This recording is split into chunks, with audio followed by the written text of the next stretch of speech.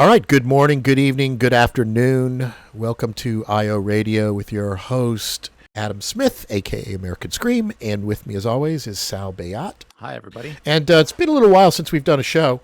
And just things have been happening, right? You've been busy, I've been busy, we've been running around. And we thought we need to jump back into things. So somebody uploaded or put a video on the Bitcoin subreddit maybe about a week or two ago that was just basically spam. You know, we weren't going to it was a pro-Bitcoin propaganda video. But I thought, this guy's like, oh, you should really watch this. And I watched a little bit of it, and I'm like, no, it's just the same stuff. But then I thought, let's do a reaction to this video, because this is some high-grade pro-Bitcoin propaganda, and there's some entities out here that are producing really slick-looking kind of video clips that are almost look like documentaries that are really slick and very convincing, but they're also full of a lot of lies. So I thought, let's do a reaction video to one of these videos. And it's also pertinent because, speaking of lies in Bitcoin, the Bitcoin 2023 conference is coming up in May, I believe. Oh, yeah, in Miami, huh?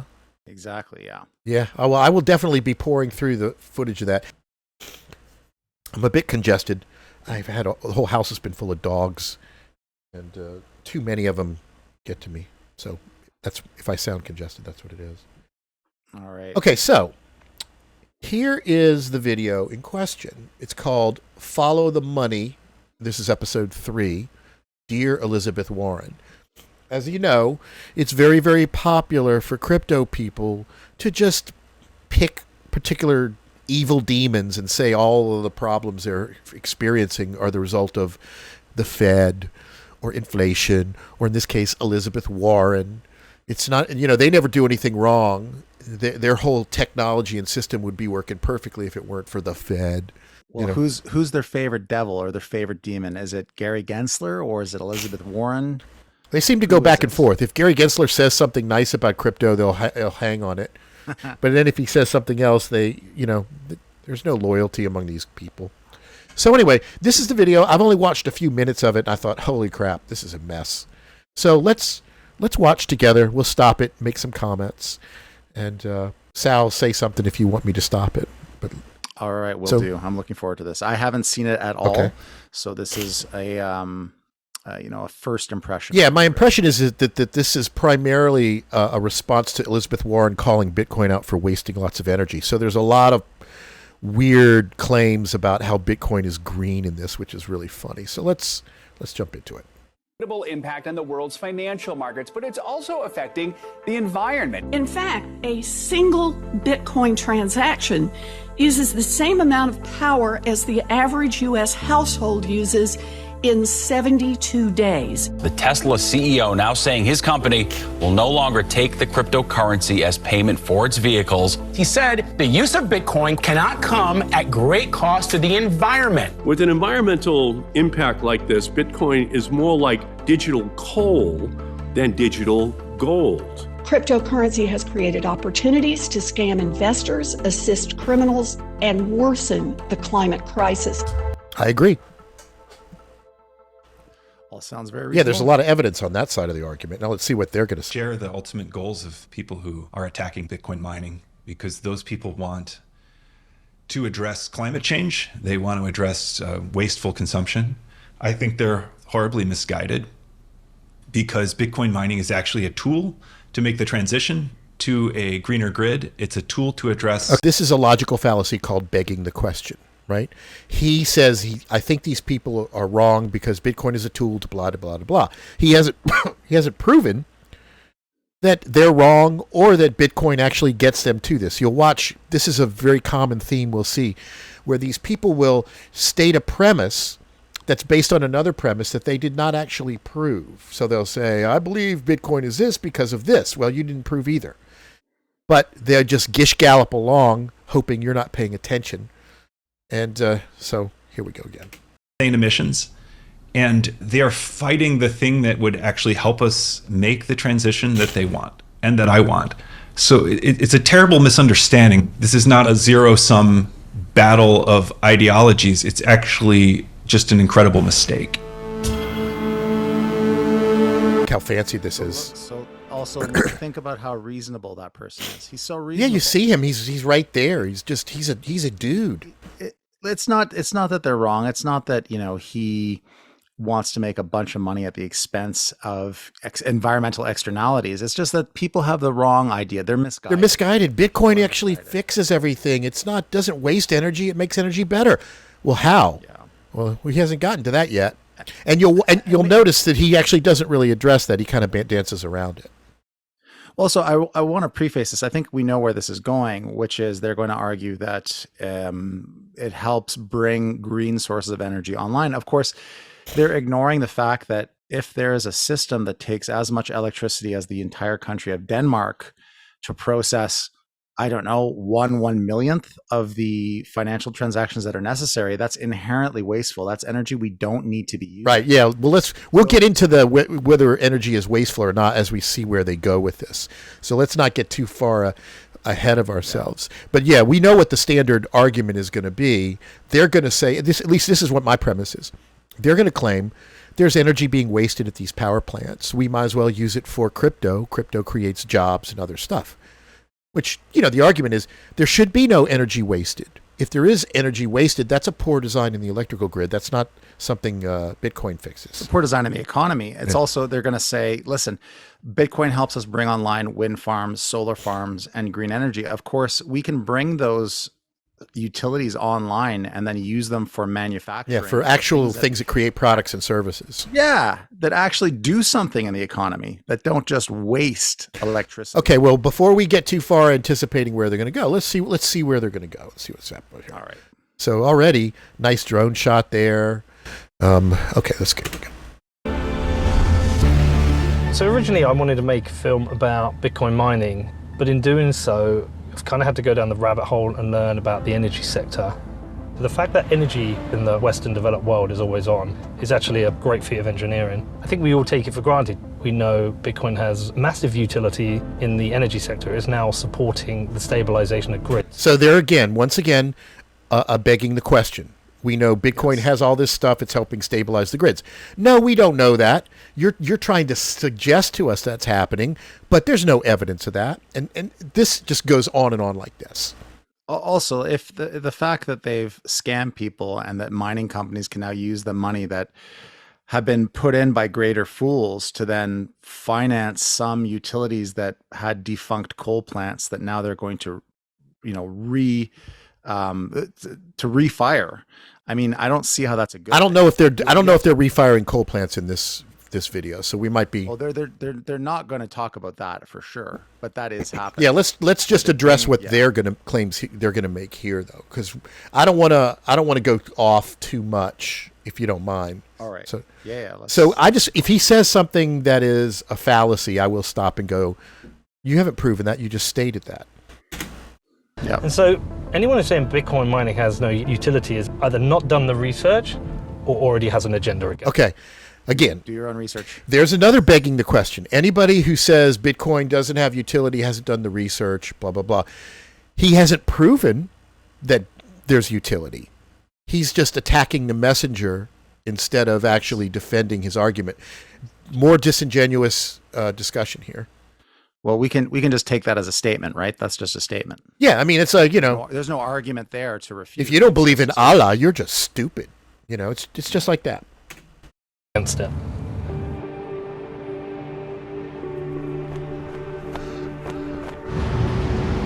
No bellies.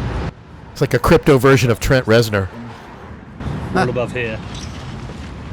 Do I walk weird? When I see our videos, I feel like I look at them and I'm like this. In learning about Bitcoin mining, I've had to learn about the energy sector and the complex systems that ensure that we can switch on our TVs and make a cup of tea whenever we want. But there are people making claims that Bitcoin mining is wasting energy. So I've come out to Texas to find out why this state has welcomed Bitcoin miners with open arms. Okay. Another interesting kind of fallacious thing there. There's people complaining that Bitcoin's wasting energy, claiming. It's not a claim, it's a fact. It's absolutely a fact. So their alternative to that is, well, Texas is allowing people to mine Bitcoin, so that refutes their claim. But that's because Texas loves freedom. And so if you like Bitcoin and you are open to it, you love freedom. And if you don't, and you criticize Bitcoin and you don't let people open up coal plants to run Bitcoin mining rigs, you hate. Well, Texas doesn't have corporate income tax, and Texas is very friendly to industry. So that's what it is. I mean, if you're gonna build anything, you're gonna use contractors, you're gonna create jobs. They'll try to get you to come to their state. So let's see where this is going. We're trying to find out a little bit more about what people understand about the energy grid. Do you know anything about how the grid produces energy? Doesn't it store energy from like solar and wind? I know a portion is coal. I see some investments in wind power, which is good. I love it. Do you know anything about how there's companies called Bitcoin miners who now integrate with the grid? All I know is that to mine Bitcoin, it takes an incredible amount of energy. Not really a fan of that. Why not? It just kind of seems like it's a more manipulation of the power. Like Bitcoin mining, like what does that even mean? Is it really for the benefit or is it for somebody else to make more money? Exactly. I don't invest in Bitcoins. I'm not a believer. I assume it's going to be a real test of the grid system. So the way as if Texas doesn't have electrical problems already. Yeah, isn't Texas one of the worst run electrical grid? Like yes. They have insane problems that no one else has. The problem Texas has is that Texas privatized their electrical grid. Everybody else around them has peering deals with, there's regional companies that operate in America through the Public Service Utility Commissions and all that. It's like a hybrid monopoly that the government kind of controls. That's basically a private company. And so these companies, Entergy and other ones around they have regions and they peer with each other, so that if one area doesn't have enough electricity, they can get it from the other area. Texas said, we don't want to have to give our electricity to anybody else, but in order to peer, it has to go both ways. Texas didn't want to share, so they cut themselves off, and their privatized system makes some private companies very, very rich, but it runs into situations where during the winter or during the summer at some points, they don't have enough electricity and they start doing rolling blackouts. So you're saying that a for-profit private system perhaps isn't the best way to deliver electricity? Yeah, obviously 40 million people. Essential utilities really do need to be better managed, and Texas is managing it, but they're not really good neighbors is basically the problem. So there's a reason why you can go to Texas and do this, and it'd be much harder elsewhere. Grid works is that you always need to match generation with supply. So it always needs to be a real-time balancing. So a grid operator will dispatch generation that is matching the loads, and then it requires the transmission take that power from the generation to the demand. But at all times, supply always has to equal demand. Hold on. Stop right there. That's only true if your ultimate goal is to maximize profits. So if your goal is to maximize profits, or to just deliver adequate resources that people need without wasting resources. No. He's also saying it must. Because if your goal is to supply electricity, then you're okay with some overgeneration. So in the case of the hydroelectric grid in Quebec, where they have a lot of hydroelectric power in certain parts of the province, but not that much consumption, they are okay with that oversupply because that's going to happen anyways. Right. And so, and because the goal is not to maximize the amount of profit, the goal is to ensure electricity generation, this critical resource that's essentially a monopoly that everyone needs for modern society. And so that right there is a particular type of framing that I think we need to call out. Well, also there's another important element. Okay, these let's say these hydroelectric plants, and they've got 10 turbines, that are generating the power. Maybe they only need half as much power as they're capable of generating, so they shut off 5 of the turbines, right? And this reduces the wear and tear on those pieces of equipment, and they don't generate the energy that they don't need. Same thing with nuclear power plants. They can scale up the production of energy more or less. Now, there's formulas there because, when you turn on an AC, it needs a big boost of energy initially to fire up the compressor.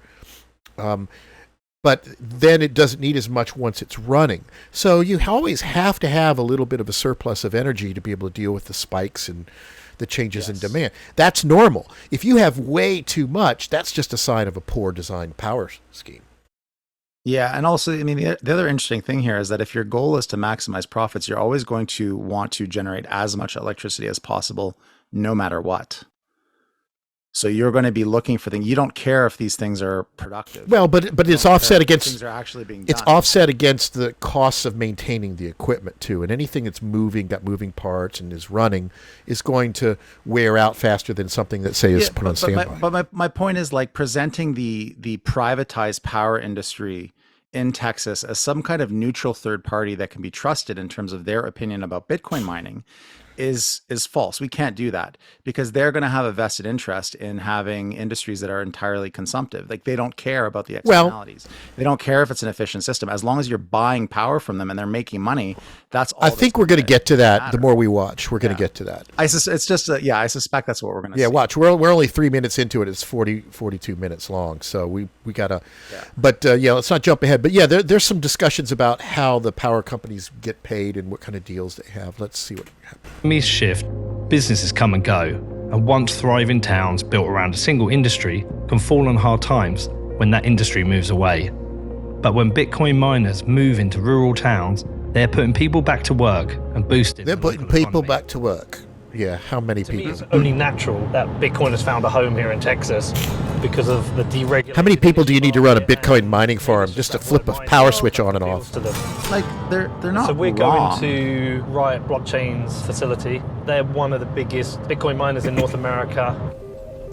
This is something we should look up to see if they're even open anymore. I'm a Texan now. I got a Texas driver's They are? license. I live in Texas. Have you got a Texas flag at home? We got Texas flags everywhere. Yeah, Riot. Riot Can we is have a look? Yeah. billions of dollars probably. How much of that is So left this in the facility bank is account? inside I of don't know. 33,000 private acres. That's what attracted us to Rockdale in the beginning. And we ended up finding this facility via Wired Magazine. So there was an article called Town Hits Hard Luck. And this whole thing was about how a major miner manufacturer was going to create all these jobs, and they did none of it. And left the town with a feeling of resentment. And so we show up in January of 2020. And probably do the same project for pennies on the dollar because the town was desperate to finish it. Building this facility, and we turned the power on June 3rd. That was 183 days. This just doesn't become a Bitcoin mining facility. This becomes a rural community revitalization facility. There's like this alignment between Texas and Bitcoin. Why do you think that is? Texas in general is pro-business and has an incredible workforce. Any industry that wants to come to Texas and make the investment, Texas gets behind. That's why Governor Abbott loves Bitcoin mining in Texas. Less so much about the environment, more about making money. 2017, we can't figure out how to get rid of the heat. We buy 2x4s and plywood, and we build this, and it literally is a firebox, but we build a reverse chimney. Now, it's hot, it's windy, it's uncomfortable, but it's cool as shit. All right. Look at all that power. Whoa! Pick your feet up. Yeah. Watch your head. This is the original design. We haven't changed it in here. During the summer, inside of here is about 150 degrees. Oh yeah. That's a sauna. There's no fans. Yeah. There's no exhaust fans. The heat rises. No. It's pressurized. You force the air out. Now I want you to look up and you'll notice how it cuts in and goes up. That was the mistake. I want you to remember the feeling in here because when we go in our new design, you're gonna see how we fixed it. Oh, they've made wasting Let's go this electricity way. better. Slightly better. They're able to cool it slightly better. But you know what? You're still in Texas where it's hot as fuck. This is not a good location for this. 10 megawatts, that is 10 megawatts. Cheap power is all that matters. 10 megawatts and 10 megawatts. But now, let's go inside of this one. Whoa.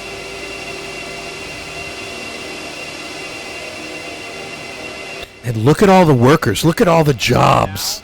It's a cathedral. Some jobs initially building this, and then they're all cut loose.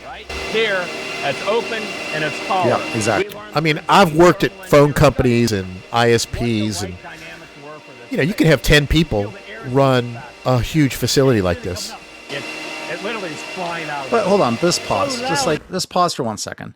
Ultimately, all of this gets financed through greater fools. If this was a data center where you were, I don't know, you had a colo and you had companies renting space because they themselves had businesses where they were producing something that people wanted to buy, there's actual economic activity. There's an actual cash flow that supports that facility. Ultimately, this facility is only supported by two things, really: cash from greater fools or loans from greater fools. Well, I would actually submit what's probably putting this thing on the map is neither one of those. It's venture capitalists. It's some. Well, that's what I mean. Loans from greater fools, from the venture capitalists. I don't know if I would call it a loan. I would call it maybe an investment. They're buying into the company. They got shares. They're banking on crypto going up and then them being able to cash out. I don't have a problem with that. I still argue that these miners, a lot of them are hoarding the Bitcoin and they're not actually liquidating it. So they're not actually getting funded by the greater fools. Well, they can't liquidate it right now. That's the problem. Well, no, in theory, that's the theory, right? Is that the only way that's really fundamentally the only way for this to be financed, for this to continue, to not just, well, that's the entire market. Be abandoned. Yeah, that's the entire market. And so there's it's just, it makes no sense. It doesn't make any sense. You need constant investment of more and more people and more of the economy and more fiat liquidity into the system to make this sustainable. This is not sustainable. Right. We that's the bigger picture thing. Is yes, it's totally not sustainable. I just want to focus initially on what these people are saying and whether or not their claims are holding water. Right now, it's just look at the big stuff we've built. You know, it looks like a church. Way louder in here. It's wild. It's amazing. It's wild. So we're going to walk into a construction zone. So please watch your step. Make sure you have your hard hat on at all times. So here's all the job creation happening right here. Yep, that's exactly what this is. Because we have a long-term power purchase agreement, what they call a PPA, we have the ability to offset that downtime cost through offloading our power. We have the opportunity to shed our load and recover our costs and or make a buck. Okay, yeah, so this is where what you're talking... Another middleman in the power delivery system. So this plays into what you were talking about before, about the entire crypto market only works if number keeps going up. People have to keep buying into crypto because the only value that comes into crypto is from more and more people buying Bitcoin at a higher and higher rate. Everything you see here, these jobs, the facility, the venture, the deals they've got with the city, all of that hinges on the Bitcoin market just continuing to grow. If it doesn't grow, all of this collapses, just like the people that they replaced probably came in when the price was going way up, talked to the town, started to get things set up, and then the Bitcoin price tanked, and their whole model imploded. The second people coming in, maybe they've got a few deeper pockets initially, but they're just as precarious, right? Well, hold on. They've identified the third way in which they get funding, which is they come into an area and they sign a deal with the power company to get X amount of power, and then if the power company wants that power back, they have to buy it from them.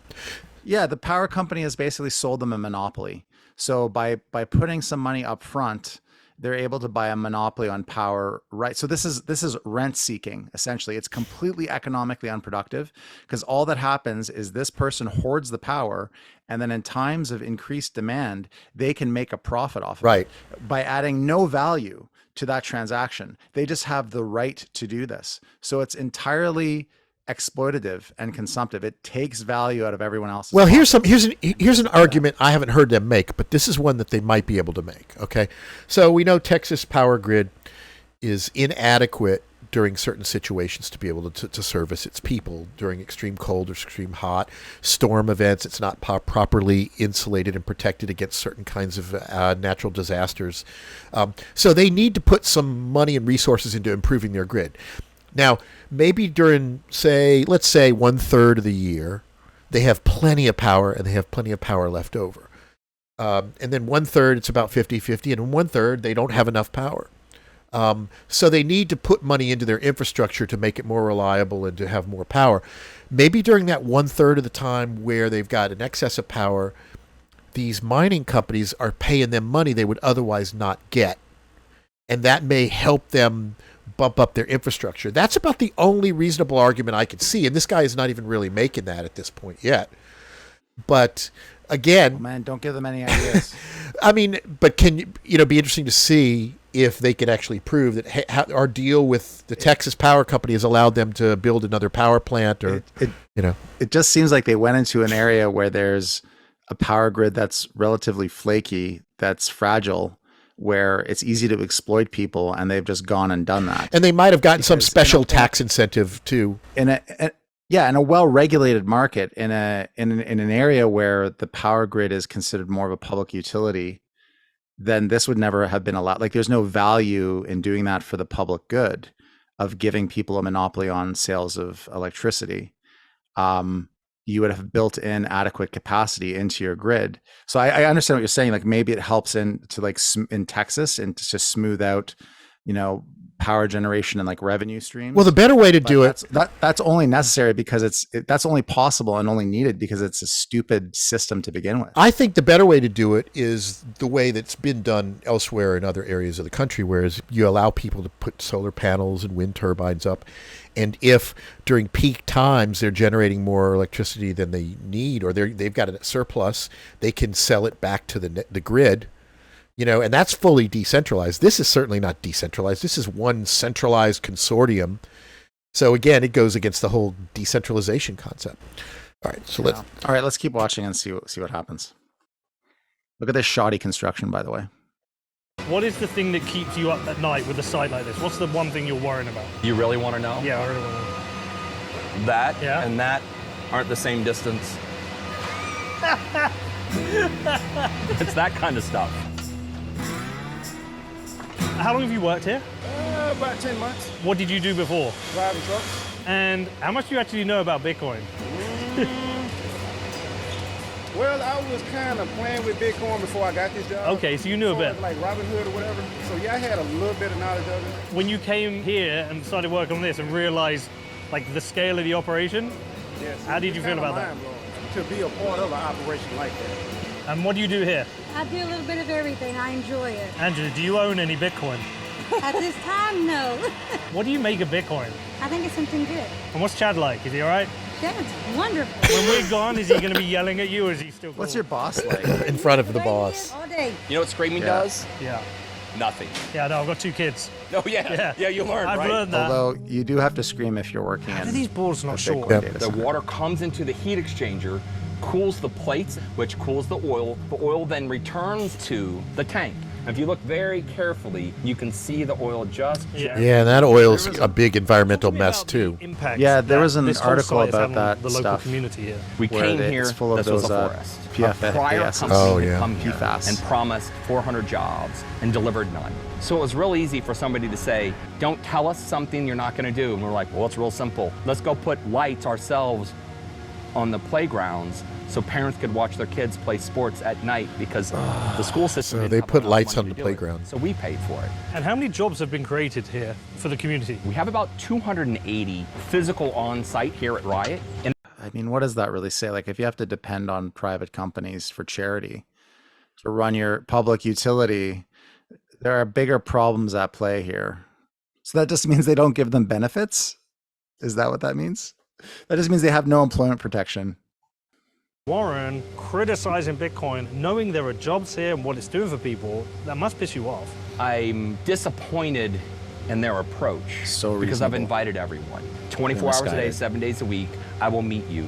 If you take such a strong stance against something and you haven't taken the time to go look into it, like, we come have. on. So this is that Texas attitude where jobs, jobs, jobs. It's all about jobs. If you, you can get away with anything as long as you're creating jobs. Yeah. Let's not question too deeply what those jobs actually do. It's true. A lot of contractors on the Death Star. What does he say? It's Brad's barbecue. This is the side of America I love. You come to this facility and they're like, do you want to talk to the mayor? And we're like, yeah. And they're like, because he owns a barbecue restaurant.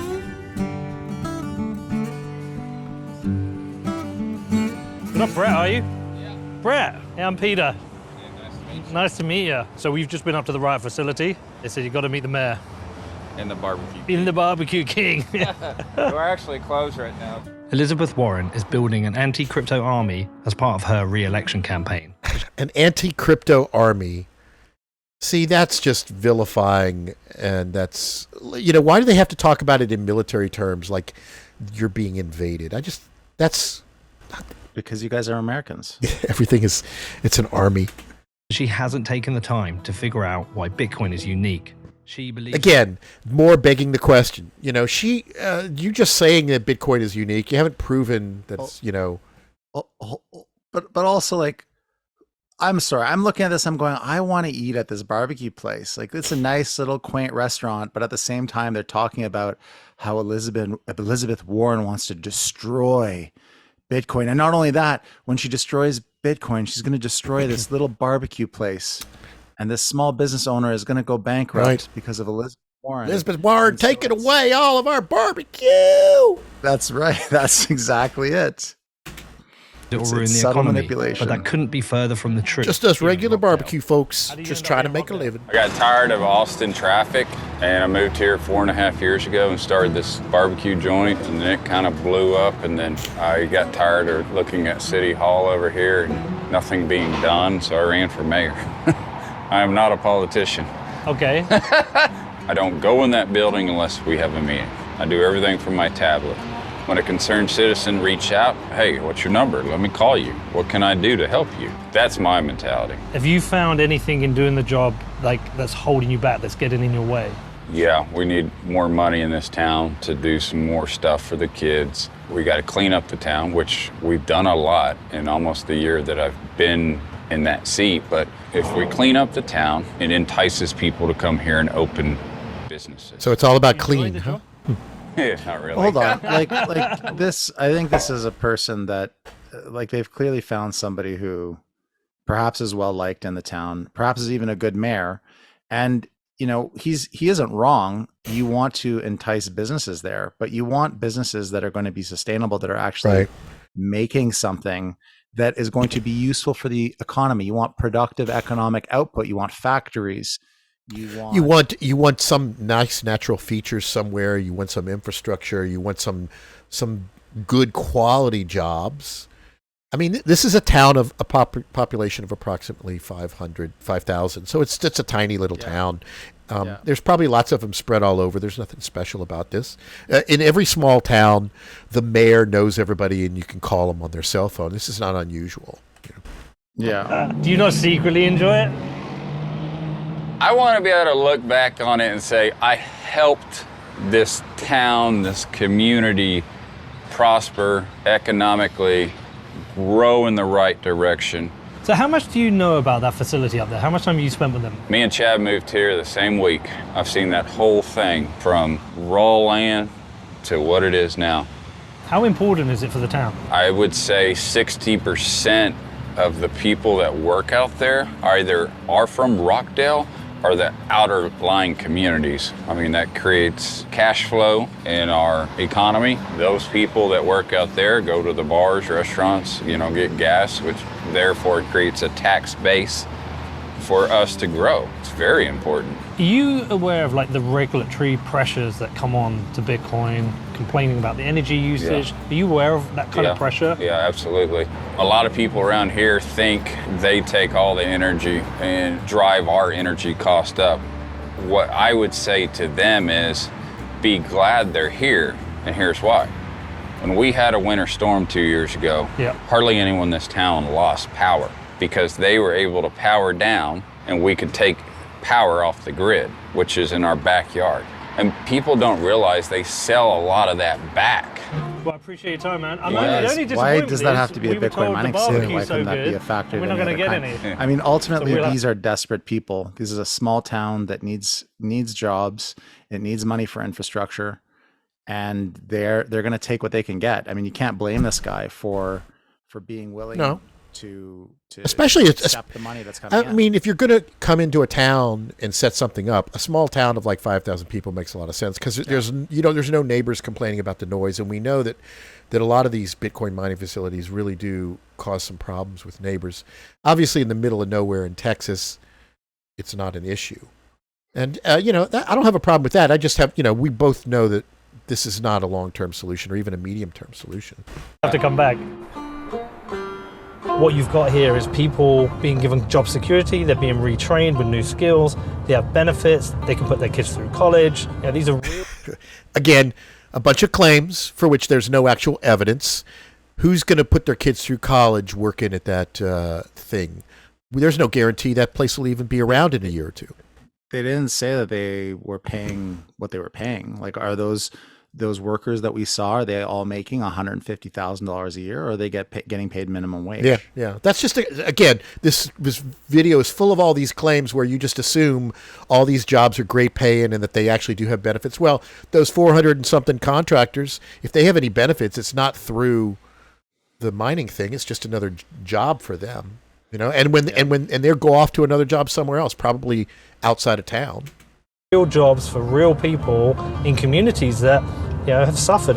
If you dip into the mainstream coverage of Bitcoin, all you see is negativity. Because from the outside in, what do you see of Bitcoin?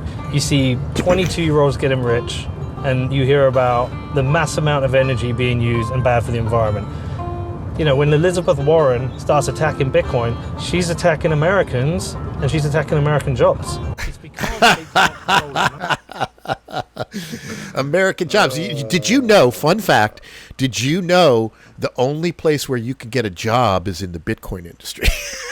When Elizabeth Warren... the only way you can put your kids through school is working for a Bitcoin mining facility. And when Elizabeth Warren starts attacking the cartels and starts attacking the drug dealers... And the banks. She's no friend of the banks either. She's attacking Americans, and she's attacking American jobs. Because those drug dealers, those cartels, they work hard. They took our jobs. So funny. Me being a fucking conspiracy theorist or like some kind of like weird nutter. They just can't control it. New data confirming the USA is now the top destination for Bitcoin miners, surpassing China for the first time. And why is that? Because China banned it. China banned it. Remember the unstoppable, nobody can stop us? Well, China stopped it. Yeah, I mean, the Chinese made a decision there to focus on things that were economic. And the same thing could happen in America, and people like Warren, or she's assembling her army. Let's hear what the General Warren is going to be dictating here. Emissions from coal and natural gas generation, especially when miners bring old polluting fossil fuel plants around the country online. It's an extremely inefficient way of conducting transactions. That's a fact. The amount of energy that's consumed in processing those transactions is staggering. Now, I know that we're watching them make these statements. Yeah. And they're not backing them up with citations and stuff like that, but the citations are out there. Two people can make claims. Bitcoin creates jobs. Bitcoin wastes tons of electricity. But if you do your research, Bitcoin does waste a ton of electricity. There's a lot of evidence. How many jobs Bitcoin creates? This is your evidence. Some guy driving around in a pickup truck saying it creates jobs. Yeah, and I mean, we know there's a great website that's maintained by the University of Cambridge that has very detailed information about Bitcoin energy usage, and we can put that in the link of the video, the video description. Uh-huh. And we know the approximate throughput of Bitcoin, and so we can say with a certain amount of certainty that it takes this much energy to conduct this many transactions. And when you look at that, it's absolutely staggering how inefficient Bitcoin actually is. Yeah, again, we're making claims, they're making claims, but our claims are relatively specific, and there is overwhelming evidence from independent and a variety of third parties, whereas their claims, they just keep saying it over and over. They don't actually provide any additional details. Makes it not a good way to buy and sell things, and not a good investment, and an environmental disaster. That is true. People imagine that Bitcoin mining is this extractive industry using a precious resource that others need, a scarce resource, when in fact, Bitcoin uses only the cheapest energy available by design, and that energy is going to be wasted energy. See, that's a false claim. That energy is going to be wasted energy. That energy doesn't need to be generated in the first place. If that energy is wasted, that's not. They don't need Bitcoin to use it up. They need whoever designed the energy grid needs to redesign it so that there's minimal energy wastage. It's stranded in space, like it's remote hydroelectric electricity, or it's stranded in time. It's solar during the middle of the day when the grid doesn't need it. It's the kind of power that is not scarce but abundant. That's what Bitcoin uses. And by using... Yeah, but you could use that power for something else too, like charging batteries or sending it to something else, or running, say, desalination plants where... Or powering those lights in the kids' playground. Yeah, I mean, you can do... There's other uses for that power than just letting Bitcoin use it. Abundant power. Bitcoin actually helps our energy system rather than stressing it. Yeah, that's just a lie. That's one of the talking points they keep saying that they have not. Yeah. Mac, nice to see you. How you doing? Welcome. You can't sell the bulls. We're the bulls. Oh, we sell bulls. Oh, you sell actual bulls? We sell actual bulls. What? Yeah. Really? Yeah. They're all sold out this year. Damn, I was about to say, I want to see this. Thank you for having us. Good. Yeah, this is actually my office, you know. This is a young person's office. Well, I'm a young person. You got a pool table. I'm young at heart. Oh, I can hear it already. This is the crypto closet. Little soundproofing. How are you keeping it cool? You too So the could air be comes wealthy in through here, and have goes into the a pool machines and table goes out in the your side of the office if only you mine crypto at home. What you're probably not going to see is he's not going to say how much money his 3 mining rigs make him. You know, that's so you'll see somebody doing this rig. They'll be talking about how cool it is and their neat design. But what you really want to know is how much did you pay for it? How much electricity does it use? And how much money do you make? That's how you really qualify whether this is a complete waste of time or not. And if it was advantageous to do this, they would probably lead with that, I would think. Let's see. It doesn't have to be cold air. It just has to be a lot of air movement coming through here. Has the power company been in touch? Are they like, what are you doing? No, they love it. They're selling me electricity. Yeah, of course. There's the heat. There's the heat. Oh. Yeah, I mean, I'd like to figure out some way to use it. But then in the summers, it gets awfully hot. That's got to be lovely if you're sitting out on the back porch to hear. So that's it. Although I guess maybe you're busy shooting guns, so you can't hear it. Once upon a time in Dallas, built warehouses, and those warehouses are still here today. And they took care of my grandmother and my aunt. I like those things that you can put effort into, build, that last a long time. So then I went into the land investment business. Did pretty well with that, but it gave me a very, very low time preference. And that's what I have on Bitcoin. It's just real long-term perspective. How did you get into Bitcoin? What was your introduction? So after COVID, I ended up shorting the US market pretty heavily because how can you shut everything down and not have it affect?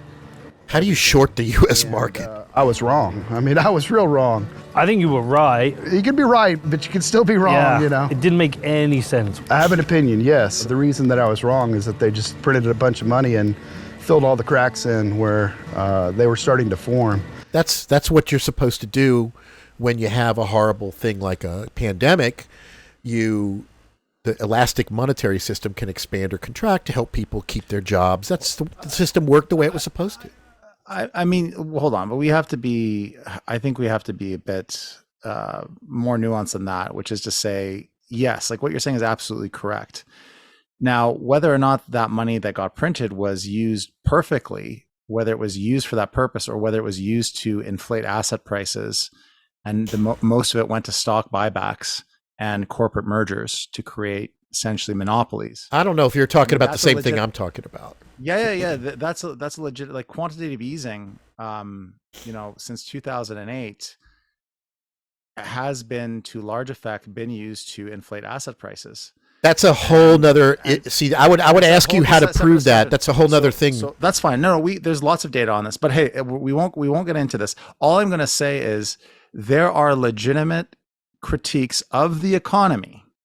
There are legitimate criticisms. Of course there are, but there are also legitimate reasons. And all I'm saying is he's saying the economy, he's implying the economy is going to crap. He tried to short it. Sure. And they printed more money, which screwed him from profiting from the problems with the economy. And all I'm saying is there are solutions to these problems, but Bitcoin is not one of them. And so this is where you get the bait and switch. And there's no perfect solution, too. Bitcoin is the solution. Sure, Exactly. quantitative easing causes problems, but it also solves a lot of problems, too. So I just want to acknowledge that there are problems. I think it goes without saying that nothing is perfect. Nothing is perfect. Yes.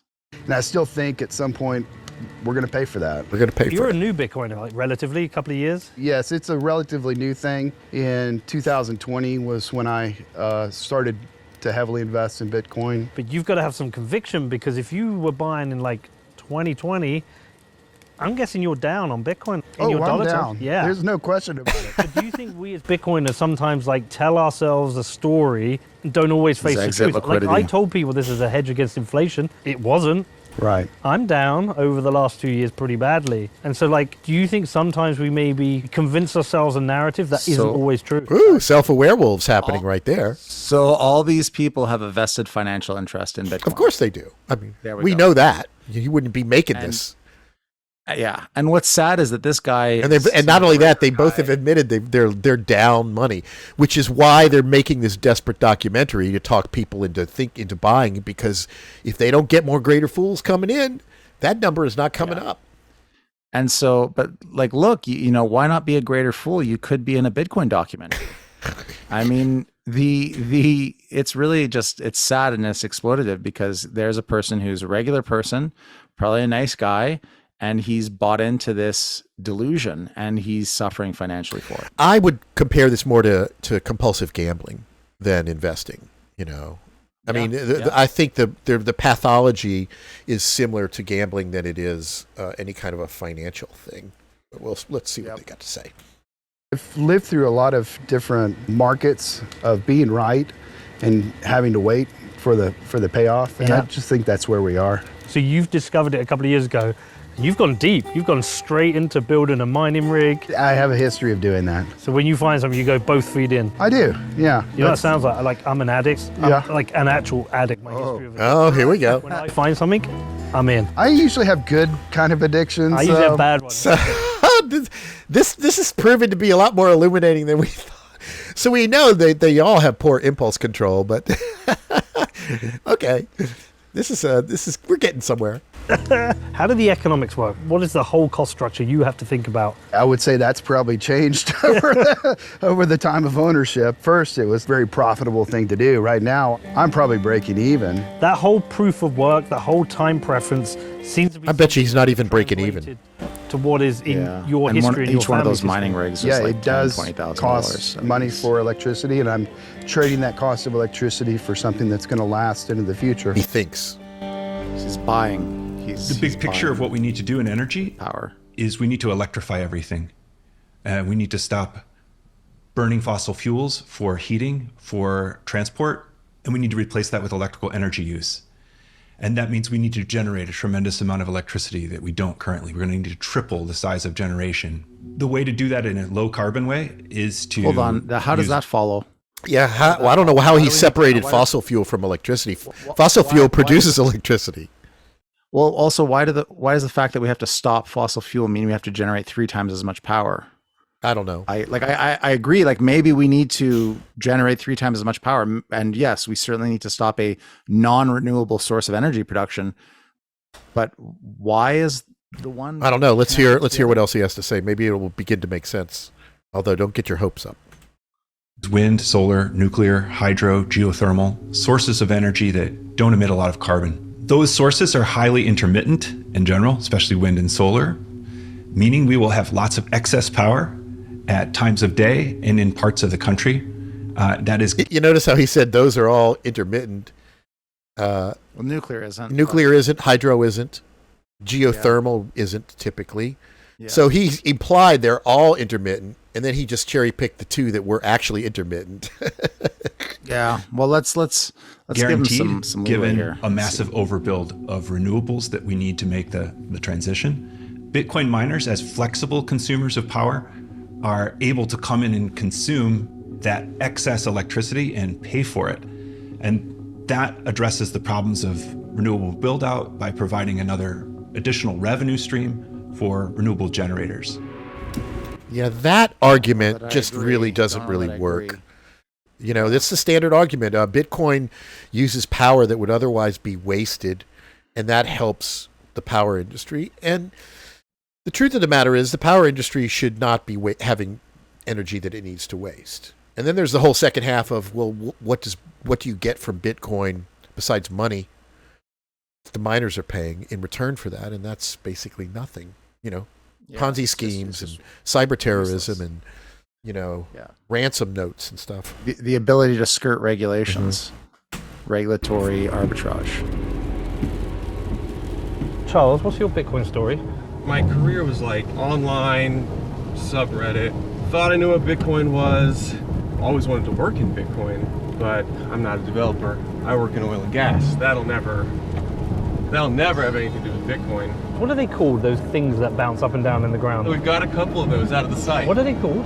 They're called pump jacks. Is there just like a thick layer of oil across these two states and you can just like put it anywhere and find oil? Yeah. The one we're headed to right now is a particularly old field. Okay. We particularly go after gas that feasibly will probably never be sold or is actively being wasted. What's the structure of the arrangement? Do you buy the power from them? So for this site, the operator had been selling their gas to a pipeline. Okay. And it was just not a good deal. So we were like, we will offer you a much better deal. We'll solve a lot of your problems right now, but we need you to basically sell us cheap gas for a long period of time. Yeah, this long period of time is going to become very short if the price of crypto, you know, doesn't continue to go up. So all of these power companies think that they're negotiating, you know, a long-term deal, and I don't see how this can be. They're all kind of being fooled, I think. Well, there's also the question of this. A lot of this stuff just shouldn't exist. If we need to, don't we need to get off? Yeah, of course. Yeah, I mean, I'm pretty sure that the pipeline deal was better served more people than this crypto deal. But if they make a little bit more money, they don't care, I guess. Hey, Kyle. Nice to meet you. Good to meet y'all. Kyle, what's your background? So I'm a petroleum engineer, University of Tulsa, for engineering, economics, and then an MBA. And I've worked oil and gas my entire career pretty much. I've been mostly with private equity firms, so those are the little scrappy guys in the industry. Our job is to go out and prove that we can do it better, faster, and or cheaper. Or at least we like to pretend we can. And did you know Bitcoin before this? Charlie has been trying to convince me to do this since like 2012. And so the way Charlie finally convinced me to do this, I had just drilled a $16 million well. And the gas pipeline company had me online 100 days out of the first year. CEOs in my office cussing me out. Why you keep changing what the well's producing? I don't know. There's no pipe. And in the middle of this existential crisis, Charlie calls me up and goes, well, what if you could just fire those guys? And that basic premise, we were good boys and girls and paid our taxes. The government bailed out the banks foreclosed on our houses anyway. Maybe we don't let the government be in charge of money anymore. Oh, that's nice little straw man there.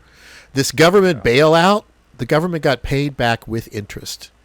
Anybody who had their house foreclosed was somebody who didn't fucking make their mortgage payments. That has nothing to do with the government.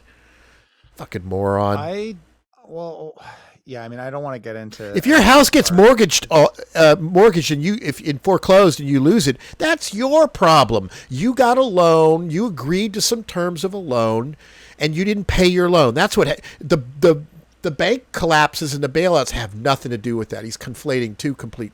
I don't know that it was like all the foreclosures that happened during the great financial crisis were entirely fair.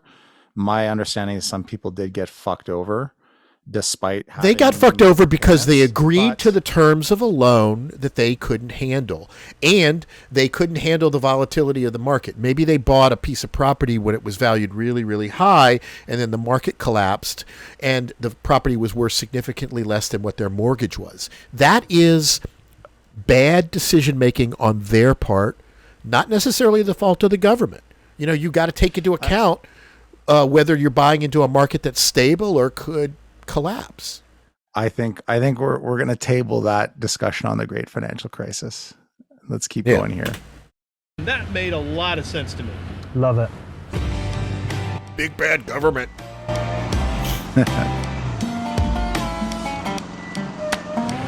Fucking idiot. I got some fucking boots back in my luggage. I'd have fucking forgot. What makes oil and gas work as far as a worldwide fuel source is that it takes far less energy to get the energy out. That's because you're working with the natural pressure inside the rock. So the deeper it is, the more pressure there is. So once you've made the hole, the pressure forces it back up. It forces it out of the well. So based on what you know now, how will Bitcoin mining change the oil and gas industry? Ultimately, your oil and gas guys become your Bitcoin miners because they see themselves as energy companies, right? They're not really worried where the energy is coming from or where it's going to, as long as they're creating the cheapest, best energy available. So we're not concerned that we're digging up 300 million-year-old sunlight and burning it. They don't care. It's all about money. Oil and gas has never been found any place you want to be. And so there's never a city there. The sole exception being Dallas has the Barnett under it. But everything else is out in the sticks. It takes a lot of infrastructure to make this useful inside of your house. And a lot of that infrastructure is getting to the age now where it's really not feasible to keep repairing it. One of the incredible things about Bitcoin is you can do this from anywhere in the world. You could sit a Bitcoin mine in an Alaskan centralized facility because they need heat. Heat is not a waste product there. It's an input. Your big job is going to be... Yeah, but you know what, though? You can more efficiently run heaters with electricity than mining operations. So that's a stupid argument. If you need heat, use a heater, a very energy-efficient heater. A crypto mining rig is not it. Yeah, you have to look at how much, for every BTU, how much electricity it takes. Again, the elephant in the room here is this whole scheme only works as long as more and more people keep buying into Bitcoin. The moment that stops, none of this becomes economically viable whatsoever. Convincing oil and gas people on Bitcoin. The hardest part of getting all this to work is not the well site, not the mine. The people. It's the paperwork. Yeah. Oh, the paperwork. Right? And the nice thing about oil and gas is that we've got 150 years of legalese behind this stuff for teaching people how to play nice and share. And so we basically took those agreements and applied it to Bitcoin, and that lets us get a wider range of investors. Ultimately, what we want to do is to take the thousands of wells that look like this and clean them up, and we want to take that methane out of the air and just run it through a mine and basically make it a profitable solution. This whole place is fucking insane. Yeah. I'm going to move to Oklahoma. You got a job? Bitcoin mining is a tremendously powerful tool for making an energy transition to a greener grid. Again, they're just making these statements. There's no actual evidence that it's a powerful tool. Okay, yeah, why? Why is it a powerful tool? Because Bitcoin miners will pay these guys money for their electricity, and of course they're going to take that money and create little teddy bears and butterfly factories. But how do Bitcoin miners get their money? How do they get their money? They just show up with lots of money because you mention the word Bitcoin and money just starts flowing everywhere. But they sell their Bitcoin. But if nobody's going to buy, then there's no money. Right. We keep saying that. That's the elephant in the room. Is that other industries, like if you put an Amazon location in Tulsa, Oklahoma, they're creating products. They can pivot and create different products. They can still use all of that labor, and they can ebb and flow with the market. Crypto still doesn't really have any legit use case other than cyber ransom and money laundering. So there's no guarantee that this industry is going to be around. Oh, all right, drives me nuts. Yeah. And for mitigating methane. And people have exactly the opposite impression of what Bitcoin mining is. I myself went through this journey. I stopped mining in 2011 because I had concerns about how Bitcoin mining could impact the industry. No, he didn't. I call bullshit on that. He stopped mining probably because it was not profitable, because he had some shitty mining rig that was no longer fast enough. and then of course the price of Bitcoin mooned, and all of a sudden he cared about Yeah, I'm sure he got all concerned. On deeper inspection, Bitcoin mining is the very opposite. I think it's a tool to help us make a transition. Again, they keep saying that. There's no evidence. Very potent greenhouse gas. It's 80 times as warming over a 20-year period. It's 25 times as warming as CO2 over a 100-year period. And it's what the UN calls our biggest lever in the fight against climate change. It's responsible for up to 1/3 of all warming. And it's coming from sources as varied as the oil and gas industry, coal, agriculture, landfills, wastewater treatment facilities. It's a ubiquitous chemical compound that is highly warming. It's increasing in volume. All right, that's fair enough, except you have not demonstrated that your Bitcoin mining facilities can effectively reduce methane emissions. You're just complaining about it. Well, the argument is going to be that you can burn the methane for electricity generation, but the issue is going to be that you're then going to have to transport that electricity a great distance, because many of these oil wells are in places that there's no demand anywhere close to them. So by putting a Bitcoin shipping container on that site, they can burn the methane, do the electricity generation, and power the Bitcoin. Yeah, but that same infrastructure that would allow that mining operation to operate could also transmit the power. You still have to have power to it. You have to have internet.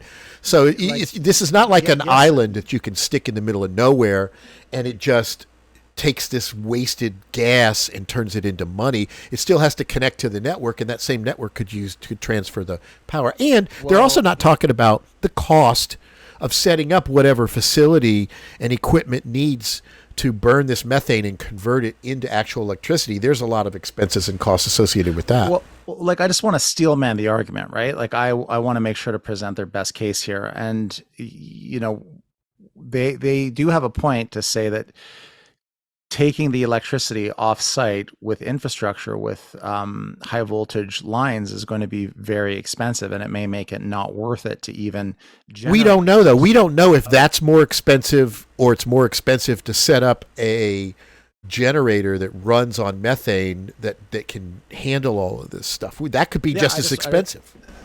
You're absolutely correct. I just don't want to misrepresent the argument they're making. The other thing, they're all talking theoretically. You know what I mean? He's taking you to just a regular oil mine.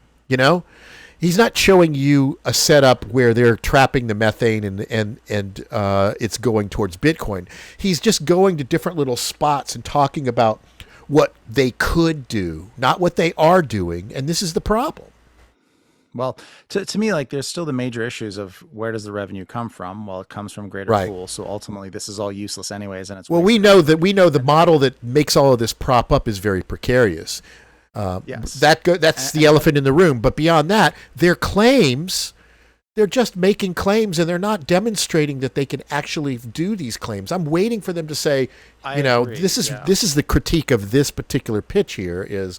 It can, there's a lot of methane out there, and methane could be used to power Bitcoin. Well, show us somebody actually doing this. So far, all we're seeing is people just with their facilities tapping into the standard power grids. Hold on. I think people are. I think that I've seen some stuff out there where there might be one or two people doing it, but it's the exception. It's not the rule. I can't speak to that. I don't know enough about methane. This is a documentary that is completely about doing this. You'd think that at some point they would show us an example of somebody doing what they're talking about. You would think. Bitcoin miners, because they are portable, flexible, scalable, are able to find points of methane emission and locate mining operations there, use a generator to burn the methane, create electrical energy, and mine on site. Okay, I want to show me somebody who's doing this, and show me the details that say it's financially viable. That's probably going to be the next Okay, segment. let's see. Now, financially viable is a different thing entirely, but there certainly are people doing it. Well, let's see. Bitcoin miners are scrappy and innovative, and not only are they creating jobs, but they are finding new and interesting ways to use previously wasted resources, and they are revitalizing businesses and communities across America. Yeah, that's just a naked assertion. You know, I think it's a very dramatic, overly embellished claim. Well, also, it's not asking the question of, why are we even extracting this method out of the ground? They're just claiming Bitcoin is all doing this. All these jobs are being created. Well, I guarantee you for every job that's been created, there's probably 10 people that have been defrauded. Well, there's also the externalities. They're not talking about the e-waste that's generated. Right. They're not talking about the effects of climate change that are happening because of this is power usage that could go to other things that we don't have to waste. Okay, let's see this. Yeah, it looks like they're building the engines there.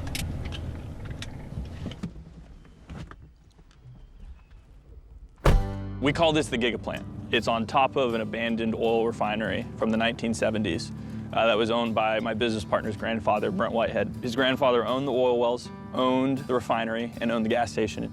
He'd pump oil and sell it for cash same day. That's great succession. It is. He went ahead and went bust though in the 80s, and this is what remains of the refinery. So we're now kind of taking over it and revitalizing it, building all the way from the ground up. You're a young business in terms of the team. What's the average age? We're on the leadership team. The average age is 22, 23. You got any old people like me? Yeah. What are you, 40? 44. Oof. That's old. I feel it, man. So this is something they're trying to do. We design everything from the ground up with Bitcoin mining. Where do you pick these up from? Oh, all over the U.S. Hospitals, junkyards. We take something that was basically junk and then refurbish it. If you bought one of these new, what would these cost? Probably about 150. So show us one that's refurbished that's actually working. And how much? This was like 20 grand. But then there's a lot of labor and time. I get it. Yeah. And that's you, Brandon? I'm one of them, yes, sir. What were you doing before you worked here? I used to work in the gas compression field, which we deal with these same engines, just instead of running generators, we're running gas compressors. What does Bitcoin now mean for you when you're not working? Most people are afraid of it. So it's really cool to Afraid of it? freak out about it, but then start wanting to know more about it. And how many people now work for Giga? 19 total. You're coming at the end of the day. Woo! 19 jobs! That's like about as much as 1/10 of a McDonald's. Also, it's there's nobody there. They're saying they're coming at the end of the day. All right, we'll just take his word for it. There are 19 people. Jobs, though, man. I mean, that's probably a gas station's payroll. You buy these? Yep, we buy those straight out of the Port of Houston used, selling for $110,000. It's prefabs. We run all the Ethernet cables. We run the power cables. Every single thing is ready. So you buy this, it shows up your door. You take a computer, rack it, plug the power cord in, plug the Ethernet. So what we're seeing here, these are people selling shovels and pickaxes to people heading to the gold rush. They're making money on people trying to make money. That's the goal. Is we use and that's our own products, but we also a much better bet economically. They work with us. So this is where we cut it out, weld it up, put our frames in. Because if it really was that lucrative, they would just build those things and use them themselves. But no, they sell them to other people that are convinced Bitcoin is the next big thing. They get paid. They don't have the liability of depending upon this Ponzi scheme of a market to sustain themselves. Like that. It's a whole process. I'm so impressed. I mean, potentially they could also partner, he's third pivot generation to something other than True, that's right. 3 years old, comes out here every day at 4 a.m. We see him on the security cameras, and he built up this entire refinery back in the 80s. What does he make of Bitcoin? He thinks it's the coolest thing in the world to see his grandson producing oil and gas equipment that he himself used back in the 70s. That's pretty cool to him. Is that Grandpa? Yeah. What a cool guy. He lives across the street. Does he? Yeah, you can see his house from the road. Would he be there now?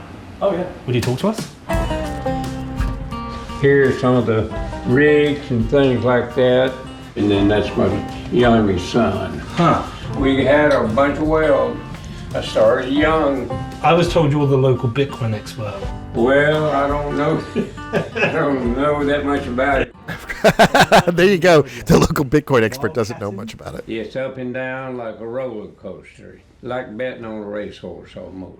It's like buying Bitcoin. Well, yes, that's but the Bitcoins are on its way up. It must be great seeing your grandson working on the site, but with the new technology. They've got everything they need. The sky's the limit. So this is just humanizing the act of They should Bitcoin. give you Yep, some rent yep. in Bitcoin. It's just saying it's not an exploitative industry. These are Also implying that Bitcoin is always going to go up, which is a securities fraud violation. You can't. To suggest that it's always going to go up is fraud. You couldn't say that about a stock without getting in trouble with the SEC. Yes. To see that kind of like generational shift from his grandfather as an oil and gas man to them as Bitcoiners who understand the industry, it's fucking cool, isn't it? It's fucking cool. One of the core attributes of Bitcoin is that you can't really stop people from transacting in Bitcoin. If you have Yes, an you can. internet connection and I have an internet connection and we live on opposite ends of the world and you live in a free society and I live in a dictatorship, you can still send me. No. There's ways of stopping that. Bitcoin that is world changing. That's in my documentary. There's a whole section on whether crypto can be, is decentralized and not under anybody's control. So watch that. It's going to define the future of our economy and our society around the world. But it's also the thing that Elizabeth Warren and people who share Elizabeth Warren's philosophy on the left and the right find so objectionable. Don't tell me what I think, what I find objectionable. We hate freedom. So that's a forced air, positive pressure, hot out, cold out setup. How many ASICs you running in it? Right now, I think there's about 200. And how many can you go to? So right now we have 2 Boy, now does that make your skin crawl, the bad cable management there? Yeah, I mean, for something it makes sense because they're so disposable, right? They run them into the ground. They're shitty ASICs to begin with, right? Right, but they could at least make the power cables a little bit organized. That's a accident waiting to happen, tripping over shit. It doesn't matter. You trip when you break when you replace it. Like this makes sense for the business that they're in. It's least amount of effort, least amount of labor. I thought you'd appreciate it. I fucking hate it. It drives me crazy, but like I understand why. Yeah, well, we understand why there's no attention to detail. Yeah. Megawatts available with the overhead of the lights. We're running about 1 megawatt. So these actually are gridless machines, and they're from bankruptcy. Good time to buy them. They bought it from somebody else who went out of business. So there you go. To the moon. Visiting all these different miners than I have in my whole time. Did you notice how shitty that raised floor was in that last shot? Everything about that and then center was side. You have to know so much about so much that is unrelated to your core business. So like for a big miner, they have to be expert power traders. They have to be expert at running a very nuanced data center. They have to be experts at electrical design, airflow design, all kinds of stuff. So, or they could hire experts is what they could do. But none of these people are so cheap, they won't do that, I don't think. Scale, the challenges are nuanced, and any one of them is an existential threat to your business. And that's the point. You see, crypto people don't want to actually listen to experts. They've already got it all figured out themselves. It just sounds like you need to know how to run a data center. Like that's what you've said. Yeah, it's like running a data center. Well, if I run a data center and I don't put my own AC in, I hire an AC specialist who's trained. Like if you're big enough, you might have engineers like HVAC engineers that are going to, you're building 20 data centers across the country. You're going to standardize things. Yeah, but this is not these people, Yeah. They're just, they're buying stuff in bankruptcy. They're scrounging it all together. This is not a big operation. They're basically picking up the bones of somebody else who's failed because they didn't get the message yet. Well, it has to be least amount of capital invested to run this stuff. Like that's their goal. Right, exactly. So that's why everybody is business, because you're in the oil field. Okay, well, the generator went down. You're not making money. It's very nuanced in running a very good commodities business. Okay, these are creating jobs, but are we overstating the amount of jobs it can create? Large-scale Bitcoin miners are not employing massive amounts of people. Yeah, okay. However, what's unique about Bitcoin miners is the place where they can find the existing infrastructure to build huge deployments.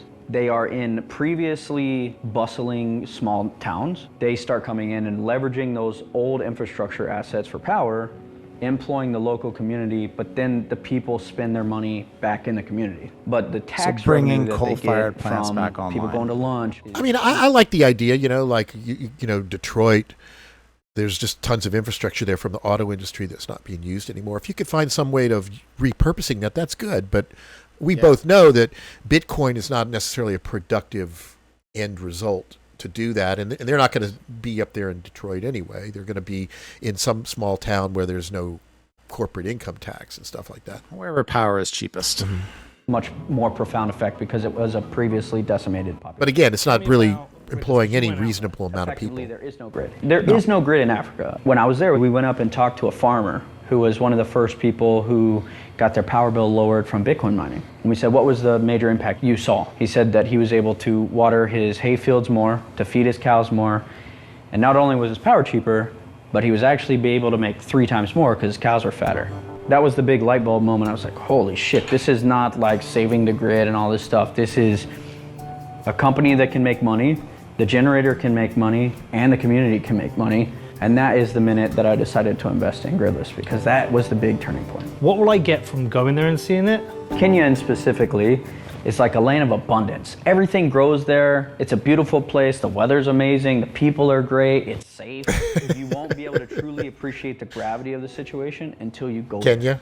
And you can see miners running on top of. I think aren't like the Chinese all down there trying to take over the whole huge areas of. Again, like let's not get into a foreign policy discussion on Africa. Yeah. We'll go on. Is he going to go to Kenya? Let's see. There's about 10 minutes left. Well, like, you know what makes people rich? Industrialization.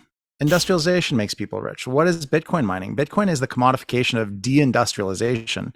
It's the use of resources and commodities with no ultimate economic product that does anything. Well, that's your opinion, man. Yeah, it's just my opinion. But so like in terms of what Africa needs, it's the opposite. It's not Bitcoin mining. It's the opposite. You need to actually be making things and doing things and industrializing. Again, so this gridless thing, I guess they're selling these little drop-in boxes that can be put anywhere where there's some natural resource they can generate electricity from. But again, if there's surplus electricity in Kenya, you know what else they could do with it? They could fucking purify water. I mean, they could. Yeah, there's a lot of things you can use electricity for. They could that would have a much more positive impact on the community. Drought out there, desalinating the ocean, generating fertilizers and stuff. But let's hear about how Bitcoin's going to save the world. And that turbine house sending power to people, and then seeing the machines turn off at 6 p.m. when those people turn on their lights. And that is truly why I think Bitcoin's going to absolutely take over Africa, because that story is the same in Kenya, Malawi, Mali, you name it, they have that problem. They have too much extra power. The biggest thing you can do to help somebody is give them cheap power. As a person who makes very little every day picking tea, you can't afford to plug in an electric hot plate to cook your food. But if you can drop the power, then you can incentivize people to do that. Infant mortality rate goes down. Or you could address the underlying economic conditions that results in that kind of exploitative economic practice. If there's a need for these little portable power plants in small communities in third world countries, I'm not necessarily arguing that, but there's better ways of doing it. There's grants you can get. You can get the UN involved and the World Bank and create an actual market community. This Bitcoin thing, as soon as the price of Bitcoin drops down to a certain point, they'll yank all of this shit out of there, and then what happens to the community? I would say I wouldn't say anything positive about the World Bank here in terms of. No, but I'm saying that's an entity that can fund stuff. What really ultimately we're saying is, the goal of development needs to be the public good. A profit incentive is not going to do the job, because just as you said, when the profit incentive goes away, what happens? Yeah, we've seen a recurring theme here. Crypto profit incentives solve everything, guys. Well, they're not even talking about profit incentives. They're just saying let the Bitcoin people come in here. They're gonna save communities, and they're gonna create jobs. Well, they're not really talking about how much money they're making. In fact, they've all said that they've lost money. They shy away from that, right? They don't want to pretend. They don't. I totally agree with you. I know what the real motive is. I'm just following what they're saying. Yeah, for sure, absolutely, 100%. And I think the one of the cool things about it is, like, it isn't charity. It's a business. Of course, it's not charity. It's a business. All the Bitcoiners are not charitable people. This person for a day. That's not a sustainable Have fun long-term staying poor. solution. Yeah. There have been tons of humanitarian efforts to ship food and all these things. Really, what you need to do is use business intelligence to create money, and that's what we're doing there. Oh, I love care it. about I love Bitcoin it. So because- this guy that runs a data center in where is that, Texas, is an expert in development in the third world. With his can of liquid death water. All you need, guys, is you need a profit incentive. You need a reason to go make money, and you're going to solve all the problems in Africa. Yeah. All right.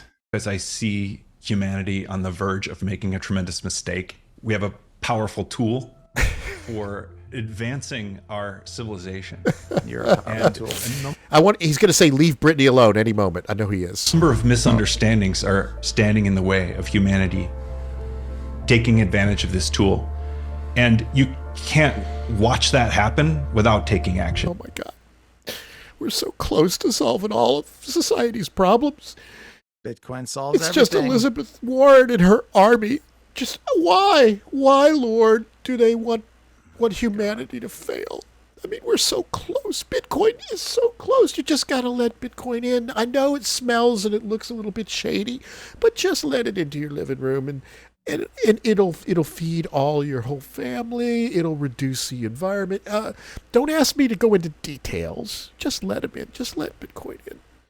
Yeah, why do you have to hate freedom and the environment and development in Africa? Yeah, it's so sad. You're against all those things. It's so horrible. When you're sat in your DC office, it's easy to forget what real America looks like. But the decisions that politicians make affect businesses that support entire communities, and their poorly thought through policies not only have ripple effects across America, but throughout the world. Right, because that's all people like Elizabeth Warren care about is how can I mess with Bitcoin and ruin communities? You know, not that they may have a better solution to using that energy and that power, you know, not that they're not calling attention to all of the problems that are endemic in the crypto industry and that it doesn't really help communities. I mean, I know they keep saying this shit over and over, but I really worry that people buy into this. It's propaganda. It sounds good. It's got slick production value. I mean, that's the purpose, right? The purpose is for you to invest. The purpose is for you to be exit liquidity, is for you to be that guy sitting in the background talking to this guy, right, saying about how much you've invested in Bitcoin. And Bitcoin is just a good guy. Everybody that thinks it has any bad side effects just doesn't understand it, you know? Doesn't understand. They haven't done their own research. Hello. Does your Nice dad do house. something weird with the swimming pool? Has he got funny little machines on there that make lots of noise? Pretty quiet here. Hello, what's your name? Hazel, nice to meet you. I'm Peter. I sound weird. How you doing, man? Nice to meet you. Nice to meet you.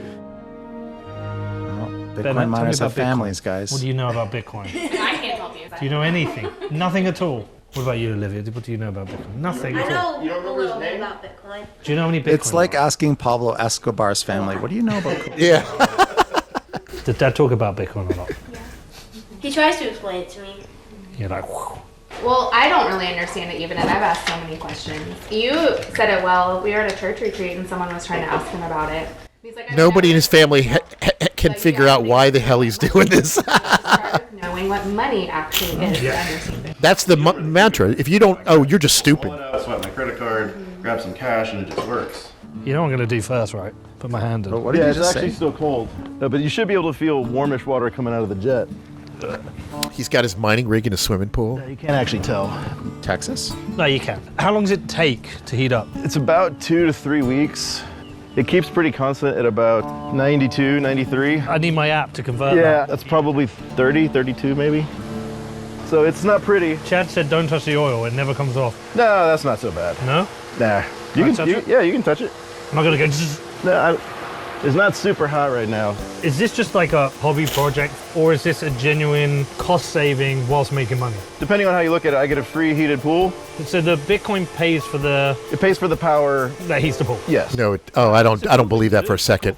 I don't believe that for a second. Is trying to make use of the waste heat, so it's not total I throwaway. mean, there's also a question of the capital cost, the labor to maintain all that shitty infrastructure. Look at the Cat 5 cables that are all frayed going into this thing. what a mess this thing is. And it costs a lot of energy to heat a pool, and I don't think that's anywhere near as efficient as a traditional pool heater. Yeah, that's so. I don't buy. I think this is all bogus. He's lying. When these were $10,000 a piece 12 months ago, this wasn't a super 6-7 year payback. Yeah, but now that you can buy them for $800 or less, it makes a little bit more sense. And you did all the wiring, everything.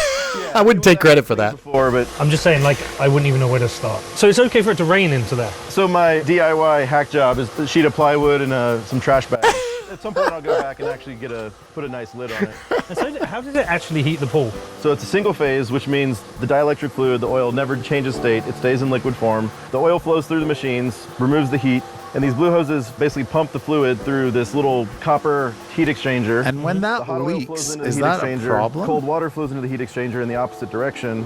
So then hot water comes out, cold oil comes out, and the cold oil goes back into I assume he's got the water and the oil separate reservoirs. Is the oil safe? Like, or does it contain? I don't know. I don't think it goes into the pool. There's a radiator that keeps them separate.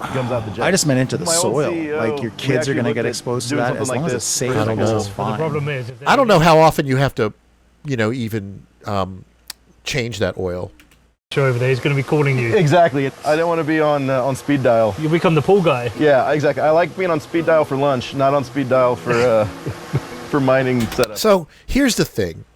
This guy's claiming that he's able to heat his pool with Bitcoin and presumably making enough money off Bitcoin to be able to cover the electricity. That's a claim that really dramatically depends on the price of Bitcoin and what kind of conversion rate he can get and what kind of mining rewards he's getting. It looks like he's got like 4 machines in there.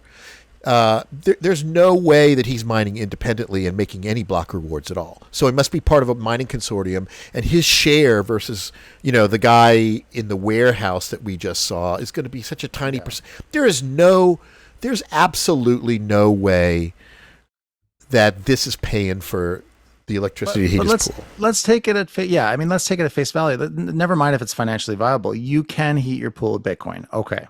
Let's take you can heat your pool with a very inefficient heating system that's connected to some computers. Right. But that's the question: is can you do it for less money in a more efficient way? See, to me, because if everybody heats their pool with Bitcoin, if this is twice as wasteful as doing it in another way, and that's times 100, it just wastes a lot of energy. Pools, that's a lot of energy. But I think if this was really the case, he would show us the receipts. Here's my electric bill.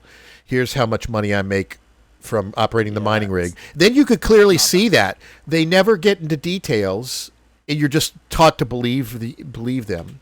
That's how we do home mining. It's not that kind of documentary. You're enabling people to send money to activists around the world with a pool heater. I came into Bitcoin mining from the technology aspect. So I came later to the freedom money, economic policy, fiscal policy, knowing that Bitcoin helps people in developed nations. I could literally Venmo you right now.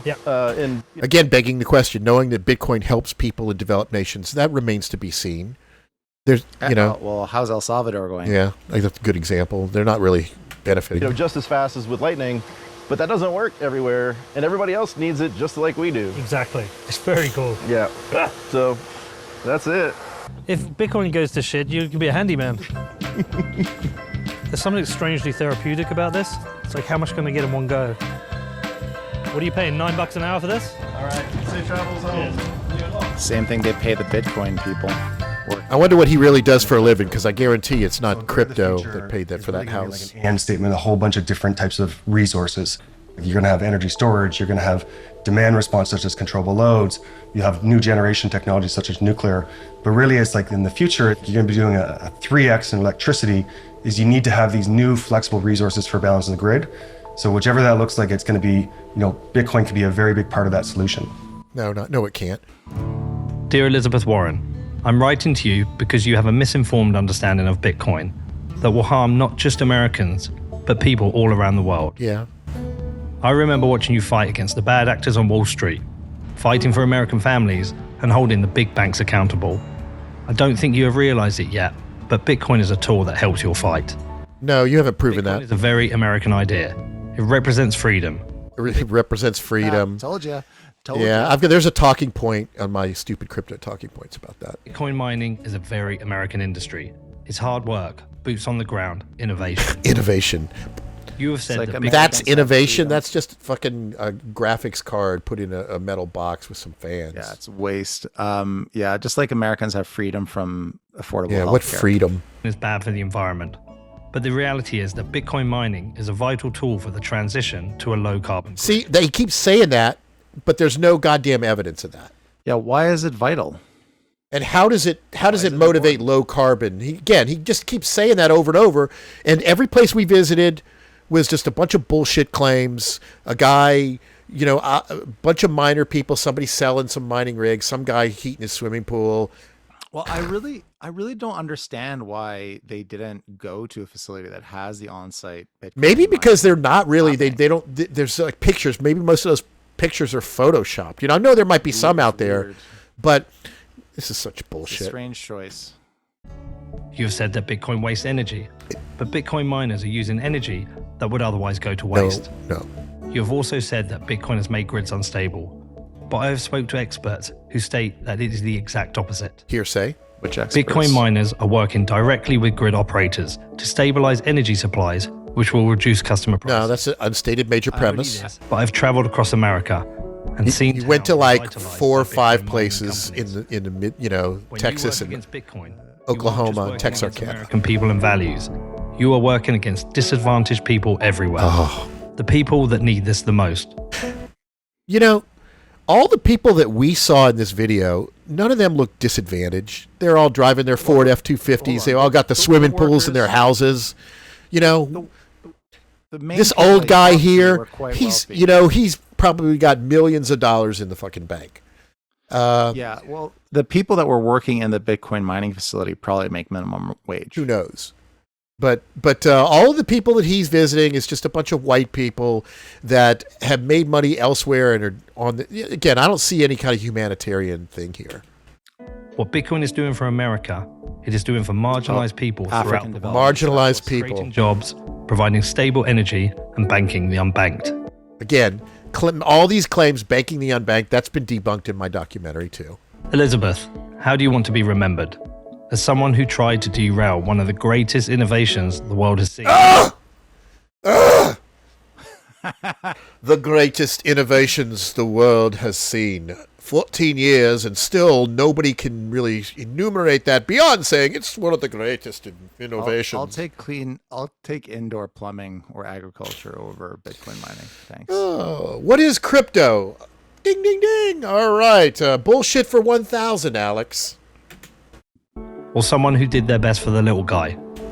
What is Bitcoin propaganda? Ding, ding, ding. All right. Bullshit for 1,200. Not just in America, but throughout the world. Thanks, Peter. Oh.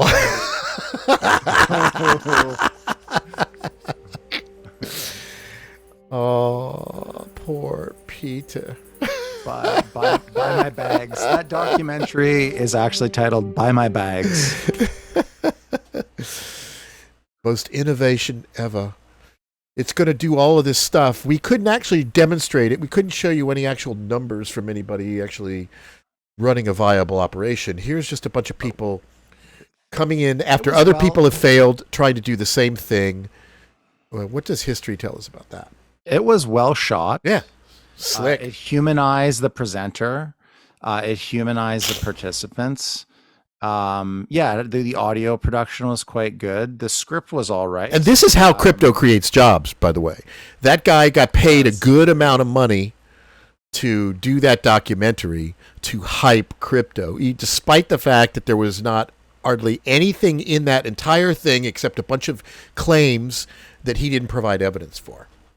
I mean, it's sad that, I think it's hard to make a living if you're a documentary filmmaker in many cases, and you might love making documentaries. So I think in some cases, people are going to take the money wherever it's offered. In this case, he also has a financial interest in propping up Bitcoin and in propagandizing it, right? That's the core, the core thing is for you to make money, you need to spread this cancer to as many people as possible. Yeah, and the painful reality is like, I mean, I did a documentary that was critical of crypto, and I can't even get 1,000 subscribers on my YouTube channel. I'm still like less than 200 away from hitting 1,000. But if I had done the same documentary full of a bunch of bullshit promoting crypto, I probably could have had 10,000 subscribers by now.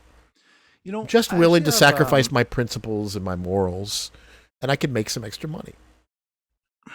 Well, there's trying to find this person. There's a person that I follow on Twitter, and it's like Concerned Citizens of Navarro County or something like this. It's basically a citizens group that's opposing Bitcoin mining in the state of Texas. And I would love to get their I would love to show them this and get their commentary and maybe have that even as a response, because that's actually would be a good source of information for someone who lives in Texas and maybe can give us the other perspective. Well, there's also another video that I saw recently about the mining facilities in Niagara Falls, where everybody's complaining about that too. Yeah. So sorry, and this is it's at CC of Navarro, Navarro, and they have a Twitter presence, and they post a lot of stuff about the impact of crypto mining facilities on communities. And so I think it would be interesting to talk to them. But yeah, there's a lot of people who are calling attention to the problems that these facilities cause, whether it's noise, whether it's pollution, whether it's bringing coal-fired power plants back online. These are all things we should be worried about. Yep. Well, there you have it. What can we say? It's